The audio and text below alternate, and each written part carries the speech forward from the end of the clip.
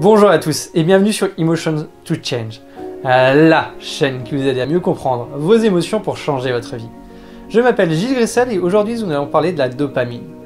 Cette hormone est un neurotransmetteur responsable de notre motivation. Lorsque nous répondons à l'un de nos besoins, notre cerveau va libérer cette hormone, ce qui va faire que nous allons prendre du plaisir à la tâche que nous venons de réaliser, à l'action que nous venons de faire. Ce faisant, nous aurons envie de continuer à faire cette action, de la répéter le plus souvent possible pour prendre soin de nos besoins.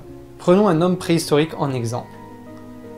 Imaginons que nous sommes à la sortie de l'hiver et que cet homme préhistorique n'a que très peu mangé, qu'il a très faim à ce moment-là, et qu'il trouve un fruit par terre. Il le mange, donc il va répondre à son besoin en mangeant ce fruit, en s'alimentant. Son cerveau va donc libérer une quantité importante de dopamine pour qu'il ait envie de continuer cette expérience. Du coup, cet homme préhistorique va trouver ce fruit délicieux et va avoir vraiment envie d'en reprendre d'autres. Ça tombe bien. Il y en a plein d'autres dans le champ parce qu'il y a un pommier en plein milieu du champ et donc il a simplement à se baisser pour en ramasser un autre. Au fur et à mesure des fruits que cet homme préhistorique va manger, la satisfaction qu'il va tirer de chacun de ces fruits va diminuer. D'une part parce qu'il remplit son ventre, donc il aura de moins en moins faim, mais aussi parce que les pics de dopamine sont de moins en moins intenses au fur et à mesure que nous répétons la même expérience. Donc, pour retrouver le même pic de dopamine et donc la même satisfaction et le même plaisir que la première fois, nous devons donc soit trouver une intensité plus élevée de ce que nous venons de faire, soit créer des expériences différentes. C'est deux manières dont nous pouvons retrouver un pic de dopamine d'une intensité comparable. Ce qui peut créer des problèmes, la dopamine, en nous donnant une source de plaisir, nous donne également une source de motivation. C'est ce qui nous motive à passer à l'action pour répondre à nos besoins et donc éprouver du plaisir. Seulement, avec une dynamique qui est de moins en moins intense, on risque de chercher à aller dans des expériences de plus en plus intenses, quitte à prendre des risques ou à chercher à faire des expériences constamment renouvelées.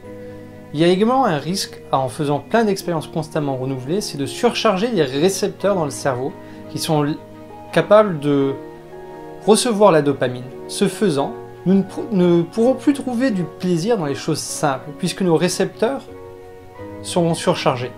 Et il faudra des pics extraordinaires de dopamine pour que nous puissions prendre du plaisir à ce que nous faisons. C'est notamment le cas dans des dynamiques addictives, où le pic initial de dopamine était tellement important qu'on a pris tellement de plaisir qu'on a envie de reproduire l'expérience.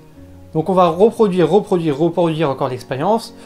Comme on ne retrouve jamais le pic, on va chercher à intensifier l'expérience en augmentant la quantité, en augmentant l'intensité, en augmentant divers paramètres, ou en ayant des expériences toujours plus variées, comme cela peut être le cas avec les jeux vidéo. On peut retrouver différentes manières de nourrir la quête de la dopamine dans des dynamiques de collection ou d'autres dynamiques. Et ça va être des dynamiques qui peuvent être addictives de ce point de vue-là, puisque nous cherchons toujours à renouveler des expériences pour obtenir le pic de dopamine que nous sommes en quête d'obtenir. Et cela peut être négatif vis-à-vis des objectifs que vous avez dans votre vie. Donc, pour pouvoir avancer et malgré toutes les sources de distraction actuelles du monde moderne, puisque les grands groupes tels que Google, Facebook cherchent justement à capter notre attention en nous faisant libérer de la dopamine pour que nous passions le plus de temps possible sur leur plateforme pour nous vendre leurs services, eh bien, nous avons besoin de pouvoir prendre du plaisir pour ce qui est en lien avec nos objectifs. Et si nous sommes surchargés de dopamine par Facebook, par YouTube et par toutes les distractions modernes, des jeux vidéo ou autres, nous n'arriverons pas à nous concentrer sur ce qui est important pour l'atteinte de nos objectifs.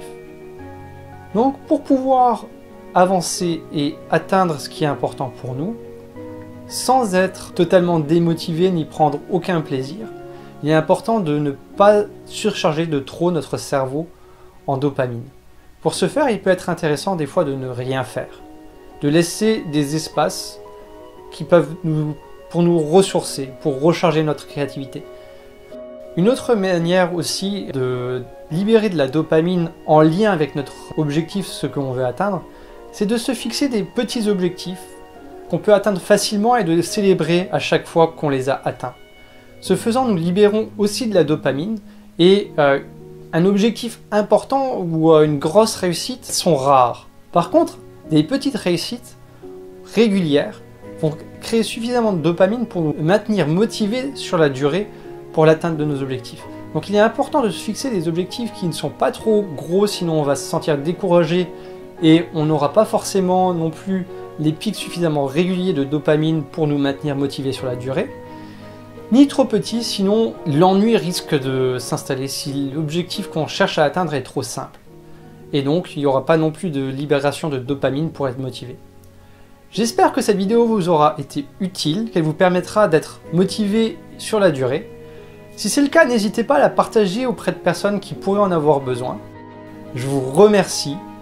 N'hésitez pas non plus à vous abonner à la chaîne. Et je vous dis à dimanche prochain pour la prochaine vidéo.